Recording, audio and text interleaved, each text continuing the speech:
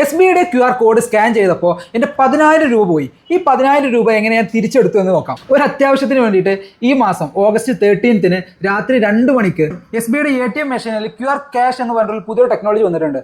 അതായത് നമ്മൾ എത്ര രൂപയാണ് വേണ്ടത് ആ എമൗണ്ട് നമ്മൾ അതിൽ എൻട്രി ചെയ്തതിന് ശേഷം അവരെന്ത് ചെയ്യും, QR കോഡ് ഡിസ്പ്ലേ ചെയ്ത് കാണിക്കും. നമ്മൾ ഗൂഗിൾ പേ അല്ലെങ്കിൽ ഏതെങ്കിലും UPI ആപ്പ് വഴി നമ്മൾ സ്കാൻ ചെയ്തിട്ട് പേയ്മെന്റ് നടത്തുമ്പോൾ ATM നിന്ന് നമുക്ക് വേണ്ട എമൗണ്ട് ക്യാഷ് ആയിട്ട് വരും. ഇതാണ് ടെക്നോളജി. ഞാൻ അതുപോലെ തന്നെ ആ ഒരു സമയത്ത് പോയിട്ട് വിഡ്രോ ചെയ്യാൻ വേണ്ടി QR കോഡ് 10,000 രൂപ എൻറ്റർ ചെയ്തു.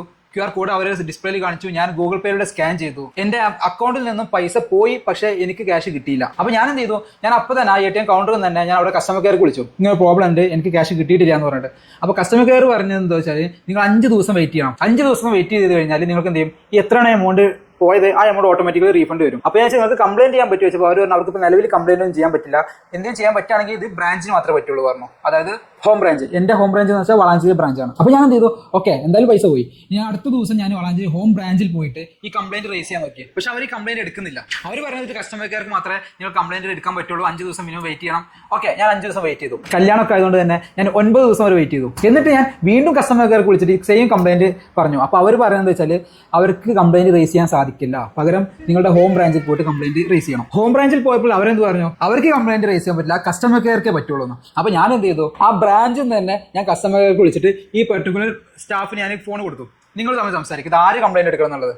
അപ്പോൾ അവർ തമ്മിൽ അങ്ങോട്ടും കൂടെ സംസാരിക്കുക. അവർ പറയും നിങ്ങൾ കംപ്ലൈന്റ് എടുക്കണം, അവർ ഞങ്ങൾക്ക് ഇൻസ്ട്രക്ഷൻസ് ഇല്ല, അവർക്ക് തന്നെ അറിയില്ല ആര് കംപ്ലൈന്റ് എടുക്കണം എന്നുള്ളത്. എന്നിട്ട് ബാങ്കിന്റെ സ്റ്റാഫ് അവരുടെ CRM-ൽ കംപ്ലൈന്റ് റേസ് ചെയ്യാൻ ട്രൈ ചെയ്തു. പക്ഷെ അതിൽ എഴുതി കാണിക്കുന്നത് സക്സസ്ഫുൾ ട്രാൻസാക്ഷൻ ആയതുകൊണ്ട് തന്നെ നിങ്ങൾക്ക് കംപ്ലൈന്റ് റേസ് ചെയ്യാൻ പറ്റില്ല എന്നാണ് പറയുന്നത്. ആക്ച്വലി സക്സസ്ഫുൾ അല്ലല്ലോ, എനിക്ക് പൈസ കിട്ടിയിട്ടില്ല, പിന്നെ എങ്ങനെ സക്സസ്ഫുൾ ആവുക. ഇതിനോടൊപ്പം തന്നെ ഗൂഗിൾ പേ വഴിയാണ് ട്രാൻസാക്ഷൻ നടത്തിയത്. അപ്പോൾ ഗൂഗിൾ പേയിലും ഒരു ഇഷ്യൂ റേസ് ചെയ്തിട്ടുണ്ട്. ഇപ്പോൾ നിലവിലെ സ്റ്റാറ്റസ് പറഞ്ഞാൽ ഈ സ്റ്റാഫിനൊന്നും ചെയ്യാൻ പറ്റുന്നില്ല, കസ്റ്റമർക്കൊന്നും ചെയ്യാൻ പറ്റുന്നില്ല. അപ്പോൾ ഞാൻ അടുത്തത് ബാങ്ക് മാനേജർ അടുത്ത് പോയിട്ട് പറഞ്ഞു, നിങ്ങൾക്ക് എന്തെങ്കിലും ചെയ്യാൻ പറ്റുമോ, ഇല്ലാന്നുണ്ടെങ്കിൽ ഞാൻ കൺസ്യൂമർ കോടതിയോ ഓംബുഡ്സ്മാനെ കംപ്ലൈന്റ് ചെയ്യാൻ പോകുന്നു. അല്ലെങ്കിൽ ഞാൻ അൾട്ടിമേറ്റ്ലി അവർ കസ്റ്റമറാണ്, എനിക്കൊരു അവരുടെ ഫെസിലിറ്റി യൂസ് ചെയ്തതിന് എന്റെ പൈസ പോയി, ഇവർ ആരും കംപ്ലൈന്റ് എടുക്കുന്നില്ല. അപ്പോൾ മാനേജറുടെ റിപ്ലൈ വളരെ അൺസാറ്റിസ്ഫാക്ടറി ആയിരുന്നു. അവർ പറഞ്ഞത് നിങ്ങൾ QR കോഡ് വഴി സ്കാൻ ചെയ്തിട്ട് പൈസ എടുക്കരുത് എന്നോട് പറയാം. പിന്നെ എന്തിനാണ് അവർ ആ ഓപ്ഷൻ വെച്ചിട്ടുള്ളത്, അവിടെ എഴുതി വെക്കണ്ട. അപ്പോൾ ഈ QR കോഡ് എന്നുള്ളത് ജസ്റ്റ് കാണാൻ വേണ്ടി ഷോപ്പിന് വേണ്ടി മാത്രമുള്ള സംഭവമാണ്, ആരും പൈസ എടുക്കരുത് അതുവഴി എന്നുള്ളത് എഴുതി വെക്കണ്ടേ. അല്ലെങ്കിൽ ഇനി ആൾക്കാർ പോയിട്ട് അതുവഴി പൈസ എടുക്കാൻ നോക്കും. അപ്പോൾ മാനേജറുടെ റിപ്ലൈ എന്താണെന്ന് വെച്ചാൽ, ഞാൻ യൂസ് ചെയ്തത് ഗൂഗിൾ പേ വഴിയാണ്, അത് തേർഡ് പാർട്ടി ആപ്ലിക്കേഷൻ ആണ്, ഇവർക്ക് ഇതൊന്നും ചെയ്യാൻ പറ്റില്ല. ഈ ഗൂഗിൾ പേ വഴി നമ്മൾ ട്രാൻസാക്ഷൻ നടത്തിയെന്നത് കൊണ്ട് എങ്ങനെ ഇവർക്ക് ഒരിക്കലും ഒരു കംപ്ലൈന്റ് റേസ് ചെയ്യാൻ പറ്റാതിരിക്കും. കാരണം ഈ ഗൂഗിൾ പേ എന്ന് പറഞ്ഞാൽ NPCI അപ്രൂവ്ഡ് ആയിട്ടുള്ള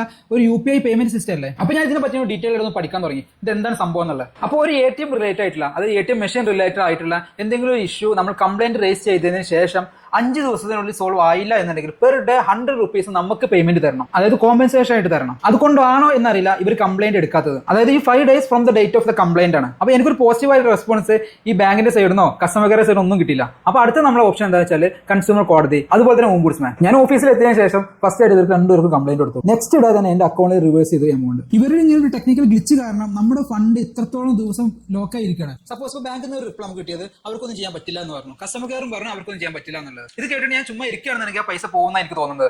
മേ ബി ഞാൻ ഈ ഒരു കംപ്ലൈന്റ് കൊടുത്തുകൊണ്ടാവും അവർ ഈ പെട്ടെന്ന് ഈ പ്രോസസ് ചെയ്തത്. കൺസ്യൂമർ കോഡ് മാത്രമല്ല, ഓംബുഡ്സ്മാൻ മാത്രമല്ല, ഇവർ കംപ്ലൈന്റ് എടുക്കുന്നില്ല എന്ന് പറഞ്ഞിട്ട് SBIയുടെ നോഡൽ ഓഫീസറിന് ഞാൻ കംപ്ലൈന്റ് ചെയ്തു. എന്തോ ഇതുകൊണ്ടൊക്കെ ആവാം ഈ ഫണ്ട് പെട്ടെന്ന് നെക്സ്റ്റ് തന്നെ റീഫണ്ട് ആയിട്ട് വന്നു. പറഞ്ഞു വെച്ചാൽ ഒരു സാധാരണക്കാരൻ ചിലപ്പോൾ ഇങ്ങനെ ഒരു ഓംബുഡ്സ്മാൻ കംപ്ലൈന്റോ അല്ലെങ്കിൽ കൺസ്യൂമർ കോടതി ഓൺലൈനായിട്ട് കംപ്ലൈന്റ് എങ്ങനെ റേസ് ചെയ്യുക, അല്ലെങ്കിൽ നോഡൽ ഓഫീസറിന് എങ്ങനെ കംപ്ലൈന്റ് റേസ് ചെയ്യുക എന്നുള്ളത് ചിലപ്പോൾ അറിയണമെന്നില്ല. ബാങ്കിന്റെ സൈഡിൽ നിന്ന് പോസിറ്റീവ് റിപ്ലൈ ഇല്ല.